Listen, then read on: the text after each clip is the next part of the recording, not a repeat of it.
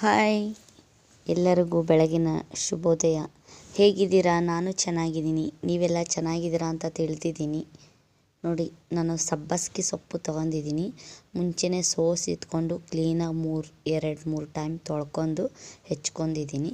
ನೋಡಿ, ಹಸಿಮೆಣ್ಸಿಕಾಯಿ ಒಂದು 3 ಕಟ್ ಮಾಡಿ ಇಟ್ಕೊಂಡಿದ್ದೀನಿ. ಈರುಳ್ಳಿ ಒಂದು ಕಟ್ ಮಾಡಿ ಇಟ್ಕೊಂಡಿದ್ದೀನಿ. 2 ಟೊಮಾಟೊ ಹಣ್ಣು ತೊಗೊಂಡಿದ್ದೀನಿ, ಕಟ್ ಮಾಡಿ ಕೂಡ ಇಟ್ಕೊಂಡಿದ್ದೀನಿ. ಸ್ವಲ್ಪ ಕೊತ್ತಂಬರಿ ಕೂಡ ಹೆಚ್ಚಿಟ್ಕೊಂಡಿದ್ದೀನಿ. ನಾನು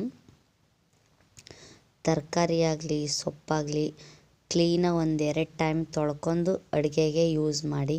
ಯಾರು ವೀಡಿಯೋ ಸ್ಕಿಪ್ ಮಾಡಬೇಡಿ, ಕೊನೆವರೆಗೂ ನೋಡಿ.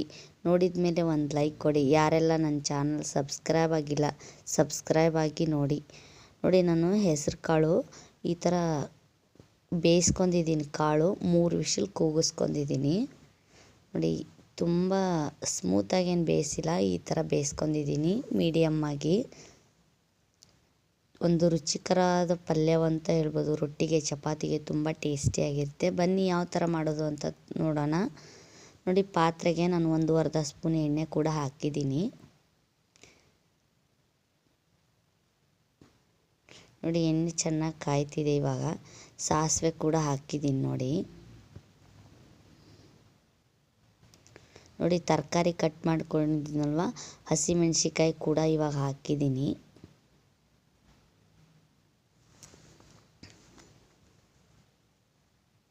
ಹಾಕಿದ್ಮೇಲೆ ಮಿಕ್ಸ್ ಈರುಳ್ಳಿ ಕಟ್ ಮಾಡಿ ಇಟ್ಕೊಂಡಿದ್ವಲ್ವ, ಅದನ್ನು ಹಾಕಿ ಮಿಕ್ಸ್ ಮಾಡ್ಕೊಳ್ಳೋಣ.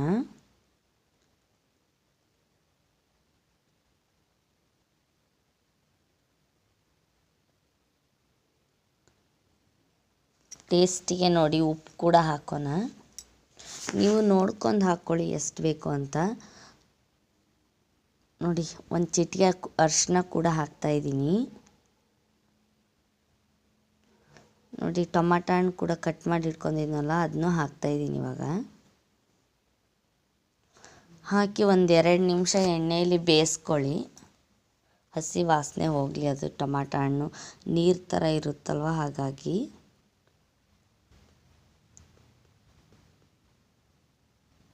ನೋಡಿ, ಇವಾಗ ನಾನು ಸೊಪ್ಪು ತೊಗೊಂಡಿದ್ನಲ್ವ, ಸಬ್ಬಸಿಗೆ ಸೊಪ್ಪಿದು, ಅದನ್ನು ಕೂಡ ಹಾಕ್ತಾಯಿದ್ದೀನಿ.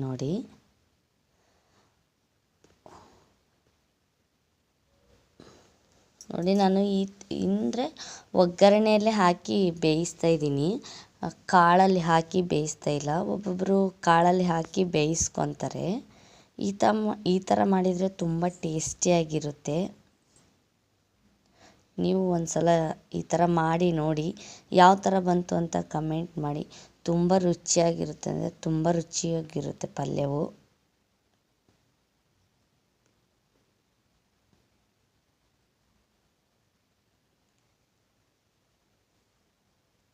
ನೋಡಿ, ಸೊಪ್ಪು ಒಂದು ಸ್ವಲ್ಪ ಕಲರ್ ಚೇಂಜ್ ಆಗಲಿ.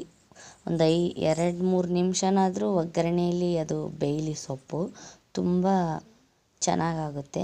ನೋಡಿ, 1 ಸ್ಪೂನ್ ನಾನು ಸಾಂಬಾರು ಪೌಡ್ರ್ ಕೂಡ ಹಾಕ್ತಾಯಿದ್ದೀನಿ.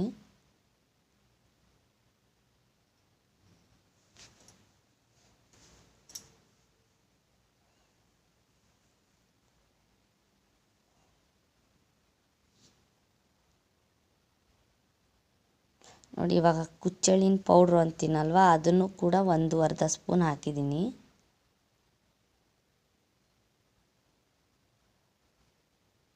ನೋಡಿ, ನೀವು ಬೇಕು ಅಂದರೆ ಹಾಕ್ಕೊಳ್ಳಿ, ಇಲ್ಲಾಂದರೆ ಸ್ಕಿಪ್ ಮಾಡಿ. ಕುಚ್ಚಳಿನ ಪೌಡ್ರು ನೋಡಿ, ಇವಾಗ ಕಾಳು ಕೂಡ ಹಾಕಿ ನಾನು ಮಿಕ್ಸ್ ಮಾಡ್ತಾಯಿದ್ದೀನಿ. ನಾನು ಇದನ್ನು ಚಪಾತಿಗೆ ರೊಟ್ಟಿಗೆ ಮಾಡ್ತಿರೋದು, ಹಾಗಾಗಿ ತುಂಬ ಗಟ್ಟಿಯಾಗಿ ಮಾಡ್ತಿರೋದು. ತುಂಬ ಏನು ನೀರು ಹಾಕಬೇಡಿ, ಯಾಕೆಂದರೆ ಸೊಪ್ಪು ಕೂಡ ಒಗ್ಗರಣೆಯಲ್ಲಿ ಬೇಯಿಸ್ಕೊಂಡಿರ್ತೀರವ, ಕಾಳು ಕೂಡ ಬೇಯಿಸ್ಕೊಂಡಿರ್ತೀವಿ, ಹಾಗಾಗಿ.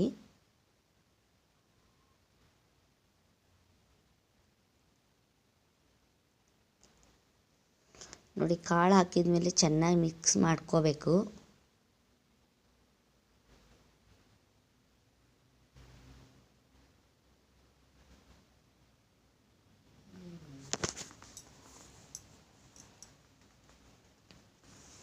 ನೋಡಿ, ನಾನು ಸ್ವಲ್ಪ ಬೆಲ್ಲ ಕೂಡ ಹಾಕ್ತಾಯಿದ್ದೀನಿ. ಬೆಲ್ಲ ಹಾಕೋದ್ರಿಂದ ರುಚಿ ಸ್ವಲ್ಪ ಚೇಂಜ್ ಆಗುತ್ತೆ, ಚೆನ್ನಾಗಿ ಬರುತ್ತೆ.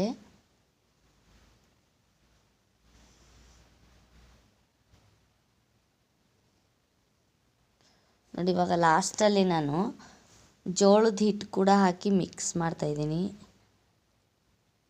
ತುಂಬ ಚೆನ್ನಾಗಾಗುತ್ತೆ. ಆಮೇಲೆ ನೀರು ಥರ ಇದ್ದರೆ ಗಟ್ಟಿ ಆಗುತ್ತೆ, ಹಾಗಾಗಿ ಜೋಳದ ಹಿಟ್ಟು ಹಾಕಿದರೆ. ನೋಡಿ ನೀವು ಬೇಕು ಅಂದರೆ ಜೋಳದ ಹಿಟ್ಟು ಹಾಕ್ಕೋಬೋದು, ಇಲ್ಲಾಂದರೆ ಪುಟಾಣಿ ಹಿಟ್ಟು ಕೂಡ ಹಾಕ್ಕೋಬೋದು. ನೋಡಿ ಈ ಥರ ಫೈನಲ್ಲಾಗಿ ಪಲ್ಯ ರೆಡಿ ಆಯಿತು. ನೋಡಿ ಮೇಲ್ಗಡೆ ಸ್ವಲ್ಪ ಕೊತ್ತಂಬರಿ ಕೂಡ ಹಾಕಿ ಮಿಕ್ಸ್ ಮಾಡ್ತೀನಿ.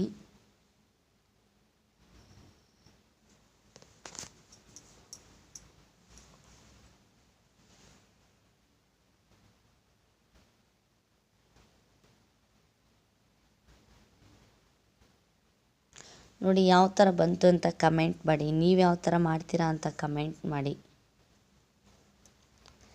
ತುಂಬ ಚೆನ್ನಾಗಿರುತ್ತೆ ರೊಟ್ಟಿಗೆ, ಚಪಾತಿಗೆ, ರೈಸಿಗೆ, ಮುದ್ದೆಗೆ.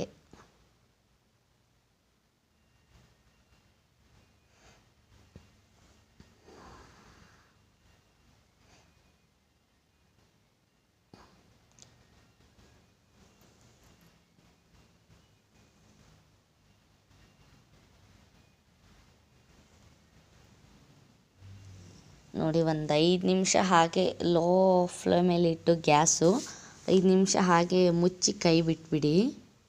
ಕೊತ್ತಂಬರಿ ಅದೆಲ್ಲ ಹೊಂದ್ಕೊಳ್ಳುತ್ತೆ.